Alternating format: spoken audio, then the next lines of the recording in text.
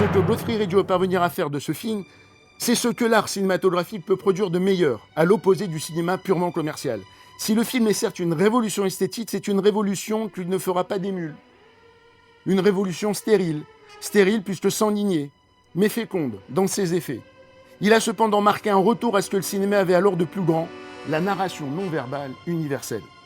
Pour en apprécier l'importance, il faut se rappeler ce qu'était le cinéma des origines et comment a été perverti ce qui en faisait son génie.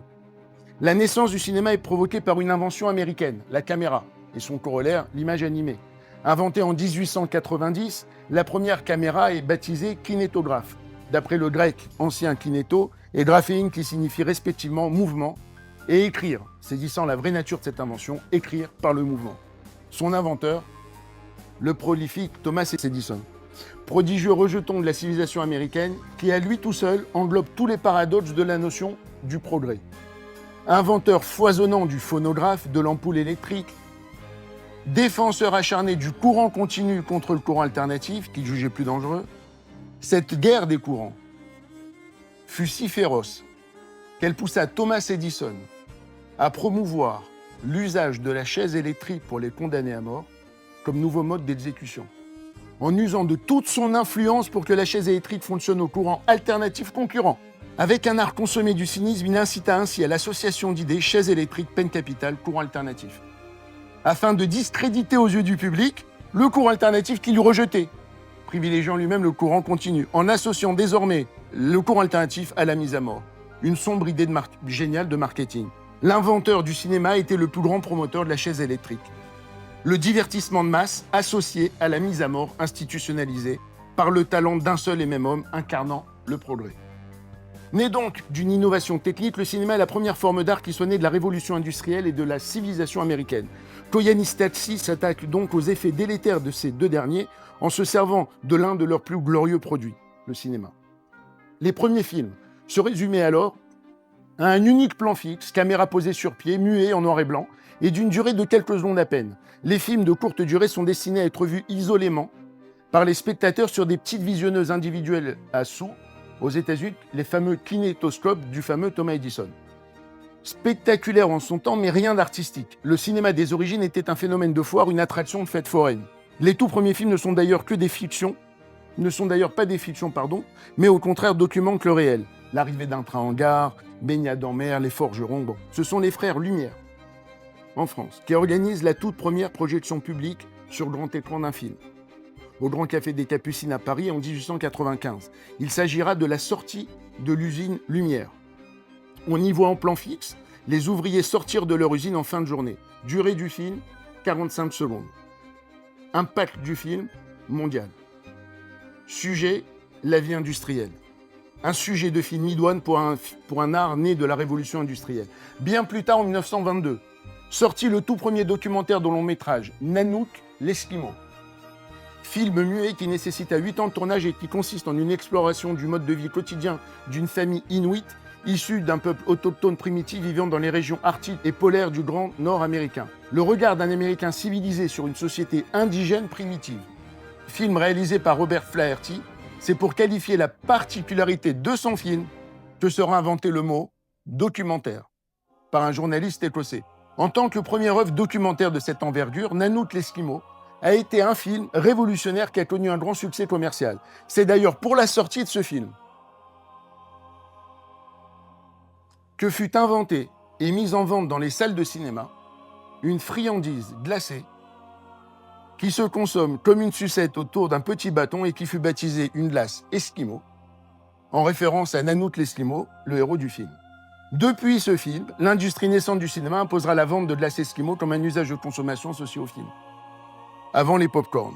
Et surtout avec les films de fiction, une grammaire cinématographique va commencer à se créer. Le montage devient alors la grande spécificité de la narration cinématographique. Là aussi, le mot montage est pris au vocabulaire industriel, en référence au montage d'une chaîne d'assemblage. Le montage d'un film permet de jouer du temps et de l'espace. Il va combiner différentes échelles de plans, du plan large au gros plan, créant ainsi une tension dramatique dont les combinaisons d'échelles de plans et permet d'inventer un nouveau langage visuel. Tous les choix esthétiques vont rapidement s'avérer être également des choix moraux, idéologiques. Monter des images dans un certain sens n'est jamais innocent, et c'est un vecteur d'un parti pris, d'une dimension philosophique, éthique, d'une perspective. On commencera à observer des tendances selon les cinéastes, selon les pays, les cultures. Le travelling est affaire de morale, comme le clama Godard, pour montrer la responsabilité que pèse sur le regard de l'auteur. Le cinéma deviendra aussi un puissant outil de propagande, mot à connotation chrétienne qui a été inventé par le pape Grégoire XV au XVIIe siècle pour qualifier la doctrine prosélyte de la propagation de la foi chrétienne par les missionnaires, en latin propaganda fide. À ce propos, est-ce que Koyaanisqatsi peut être considéré comme un film de propagande? La propagande, c'est quand l'idéologie propagée insidieusement provient d'une autorité dominante. Or, Koyaanisqatsi est porteur, au moment de sa conception, d'un message plutôt très minoritaire, à la marge. Donc, en aucun cas, c'est un film de propagande. À partir des années 20, la durée d'un film de fiction va commencer à se normer autour de 90 minutes. C'est là qu'on l'appellera long métrage. Parce que c'est le métrage nécessaire de pellicule 35 mm pour fournir 90 minutes de temps de film, ce qui correspond à 2,5 km de pellicule. Donc, quand on voyait un film dans les salles à l'époque, on nous déminait 2,5 km de pellicule pour voir un film d'1 heure et demie. Les films sortiront donc des foires et verront la création de salles de projection spécialement dédiées au cinéma. Ainsi va naître l'industrie du cinéma. Les films se faisant plus longs, les histoires ont besoin de se structurer. Des mécaniques narratives se mettent en place, le cinéma devient littéraire. L'écriture de scénario devient une nécessité. On expérimente, on adopte, on produit, les modèles narratifs explosent d'inventivité, sauf à Hollywood. Cherchant à remplir leurs salles, les studios hollywoodiens produisent des histoires simples et accessibles au plus grand nombre. Ils vont peu à peu adopter la structure narrative en 3 actes, théorisée par Aristote dans la Poétique, qui prône un modèle narratif disant une histoire en 3 parties, l'exposition, la confrontation et la résolution.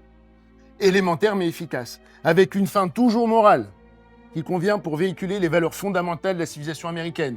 Le bien triomphant du mal, l'opiniâtreté se trouvant récompensée, la foi en les forces du progrès, Hollywood. C'est au sein de cette industrie naissante que va naître en marge un art nouveau, le 7e art.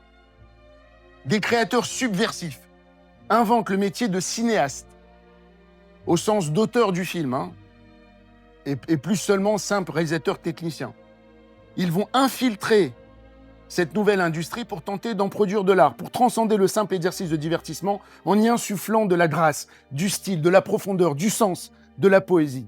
Charlie Chaplin et Buster Keaton aux US, Fritz Lang et Murnau en Allemagne, Eisenstein et Dviga Vertov en Russie, Luis Buñuel et Salvatore Dali en Espagne, Ozu et Mizoguchi au Japon, Hitchcock muet, en Angleterre, Giovanni Patrone en Italie et Méliès et Abel Gance en France. Leur film muet s'exprimait dans un langage visuel naissant qui était universel. Pas besoin de doublage ni de sous-titrage. Les films pouvaient être diffusés partout dans le monde sans la barrière du langage. En fait, le cinéma était en train de devenir un nouveau langage universel.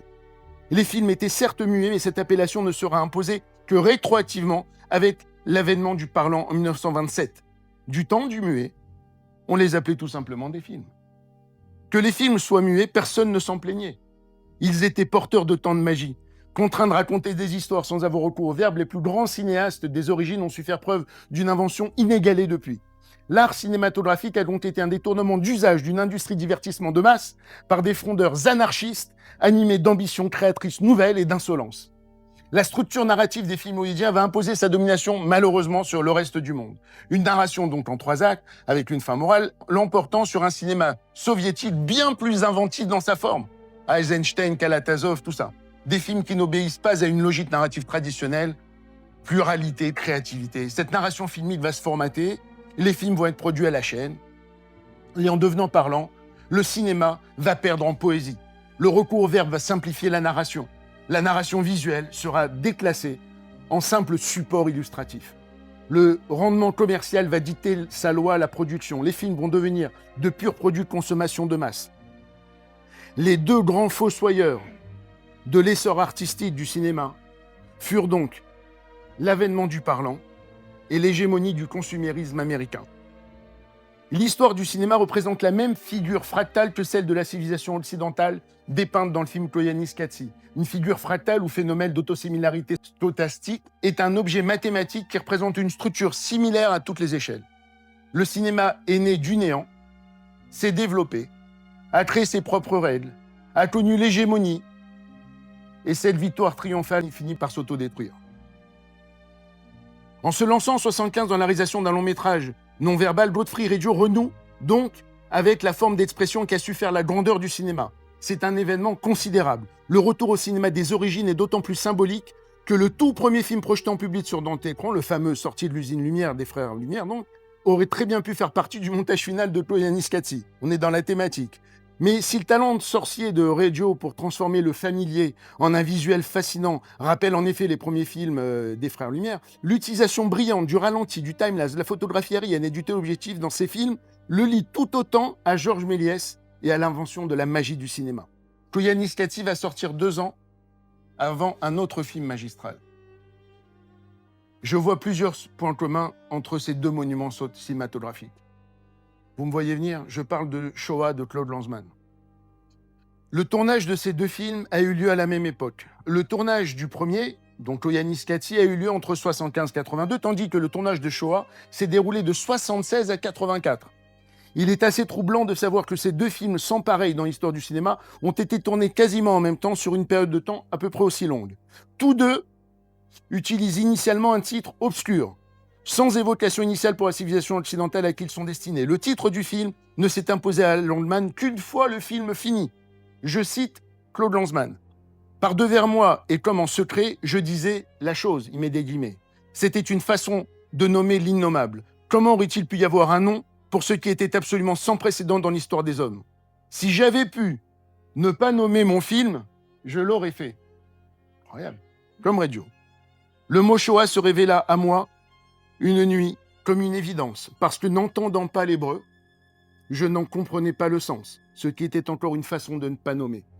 Tous 2, les 2 films, innovèrent dans leurs formes respectives. Le Shoah est un film d'une durée déroutante de 9h30, un film d'aspect documentaire, mais allant bien au-delà du genre, sans narrateur, sans voix off, sans aucune image d'archive et sans musique.